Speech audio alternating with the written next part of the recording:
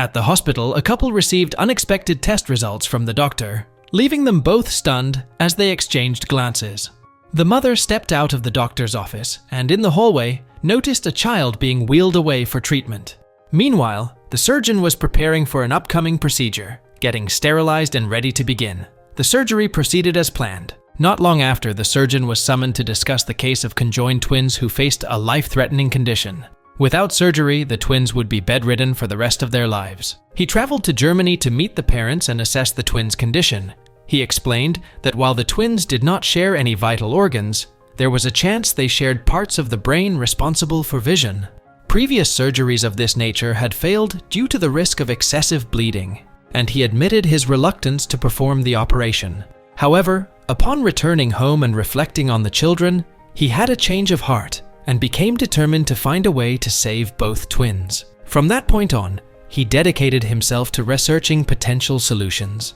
Back in 1961 in Detroit, children were sitting for exams. As the teacher collected their scores, she reached Ben, who admitted that he hadn't scored any points.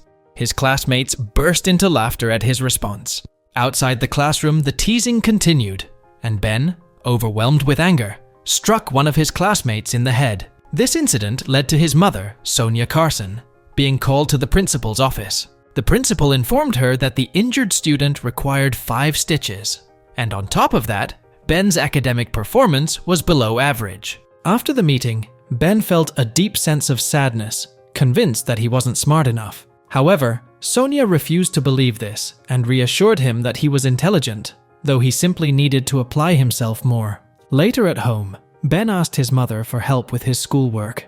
It was during this time that Sonia realized Ben was struggling with his vision. She quickly got him glasses, which significantly improved his performance in school. Sonia constantly motivated both of her sons.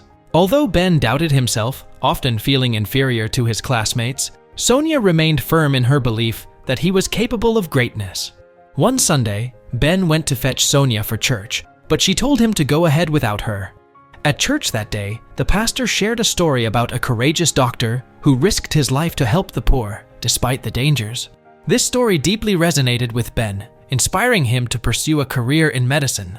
He rushed home excitedly to tell Sonia that he wanted to become a doctor, and she encouraged him, proud of his decision. However, Sonia was struggling with her own personal challenges.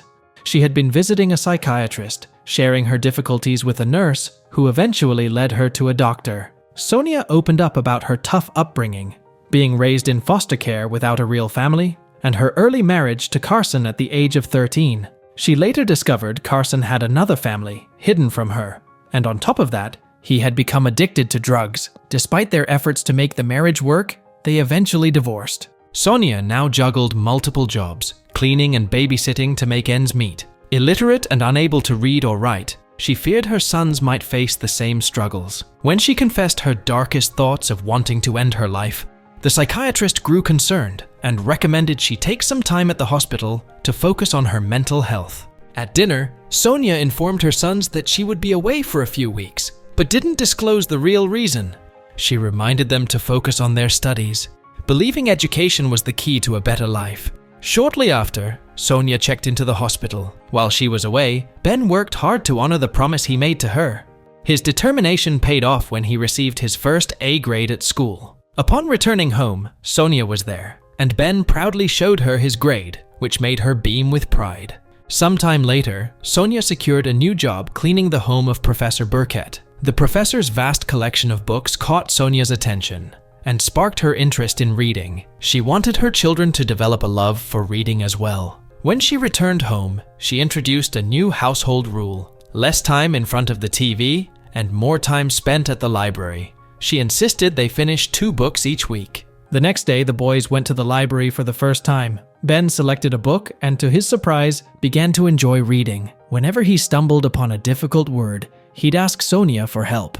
Ben's newfound interest in books fueled his curiosity, and his grades continued to improve. He became more knowledgeable in a variety of subjects. His growing interest in geology led to an opportunity in class when a teacher noticed his knowledge about stones and allowed him to examine rock samples under a microscope. As time passed, Ben's dedication paid off, and he rose to the top of his class. Sonia, too, began her own reading journey under Professor Burkett's guidance. The habit of reading opened up new worlds for Ben and Curtis, allowing them to excel in school. They began to ace their quizzes. By the time Ben reached the 8th grade, he had become one of the best students in his school, even receiving the highest academic award. But at the award ceremony, Ben experienced the sting of discrimination when a teacher treated him unfairly due to his race. This incident pushed Sonia to make a drastic decision. She used all her savings to move her family to Chicago, hoping for a fresh start and a better environment for her sons. When Ben started high school in Chicago, he faced a new set of challenges. His peers often mocked him for wearing old, shabby clothes. Ben asked Sonia for new ones, but their financial struggles made it impossible. During this period, a boy named Carl began bullying Ben. Instead of backing down, Ben stood his ground, and this act of courage earned him Carl's friendship. However, this friendship quickly took a wrong turn. Carl led Ben to a secluded place and persuaded him to use money he had given him to buy a knife. Later that day, when Ben returned home, he found that Sonia had managed to buy him some new clothes. Despite her effort, Ben wasn't pleased and rejected them. The following day, when Ben refused to wear the new clothes, it escalated into a heated argument with Sonia. Frustrated, he told her to return them. In a fit of rage, he attempted to attack his mother with a hammer, but his brother Curtis intervened just in time to stop him. As time passed, Ben's anger only worsened. One day, he got into a fight with Carl and stabbed him in the stomach, but the knife broke, leaving Carl injured but alive. Filled with regret, Ben ran home, realizing how dangerous his temper had become. That day, Ben prayed for peace and the strength to control his anger. Fast forward to 1969, Ben was now studying medicine at Yale University. Driven by a deep interest in the human brain, he decided that he wanted to become a brain surgeon. When he shared his ambition with Sonia, she fully supported him, reminding him that he could achieve anything if he put his mind to it. Despite earning a scholarship to Yale, keeping his grades up was a constant struggle. One day, while talking to his girlfriend Candy, she suggested that he rely more on his strong reading skills rather than lectures. Inspired by her advice, Ben dedicated all his time to studying and mastering chemistry. After months of hard work, his efforts paid off with an A on his exam. Grateful for Candy's guidance, Ben asked her to marry him. In 1976, after completing his degree, Ben went for a surgery residency interview at Johns Hopkins. His passion and knowledge impressed the doctor, and he secured a position at the prestigious hospital. As an intern, Ben quickly faced real-world challenges. During rounds, a doctor instructed Ben to draw blood from a patient. Ben pointed out that the patient was anemic, but the doctor disregarded his concern and harshly ordered him to proceed. The doctor even made a racist remark, which deeply angered Ben, but he managed to control his temper. One day, a critically injured patient arrived at the hospital, and with no senior brain surgeons available, Ben made the bold decision to perform the surgery himself. The operation was a success, but afterward, Ben was summoned to the doctor's office. While the doctor wasn't pleased that Ben had broken protocol, he ultimately respected Ben's decision to prioritize saving a life over adhering to the rules. By 1985, Ben had become the head of pediatric neurosurgery at Johns Hopkins.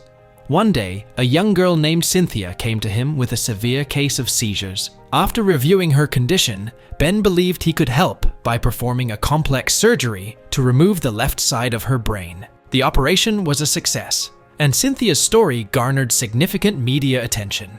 At the same time, Ben's wife, Candy, was pregnant with twins. Unfortunately, she experienced severe complications and began bleeding heavily. Rushed to the hospital, doctors were able to save her, but tragically, they couldn't save the twins. When Candy regained consciousness, she urged Ben to return to work, reminding him that there were many other patients who still needed his help. Though it was a difficult time, Ben honored her request and went back to the hospital. Ben soon immersed himself in preparing for an upcoming operation on conjoined twins. Sonia, ever supportive, reassured Ben that she was proud of both him and his brother. When he shared the details of the conjoined twins case with her, she encouraged him to go ahead with the surgery, warning that he might regret it if he didn't try. Sonia's words reminded him that he was capable of extraordinary things as long as he could see beyond the immediate challenges. With his mind made up, Ben began preparing for the surgery. He meticulously assembled a team of specialists, Once the team had completed all the necessary preparations, Ben welcomed the parents, Peter and Augusta, along with their conjoined twins, to the hospital for the surgery. He carefully explained that during the procedure, on September 5, 1987, the surgery began. It was a grueling 22-hour operation, but after hours of intense focus, Ben and his team successfully separated the twins. Although many praised Ben for his incredible achievement, he remained humble, expressing his gratitude to his mother and his wife for their unwavering support. Ultimately, the twins survived the operation and were able to return home to Germany. In addition to his medical achievements, Ben and his wife Candy founded the Carson Scholarship Fund, giving back to the community and inspiring the future generation to reach their full potential. And with that, the movie ends. We hope you enjoyed our video. Watch the next recaps on the screen, and don't forget to subscribe for more amazing recaps. See you in the next one.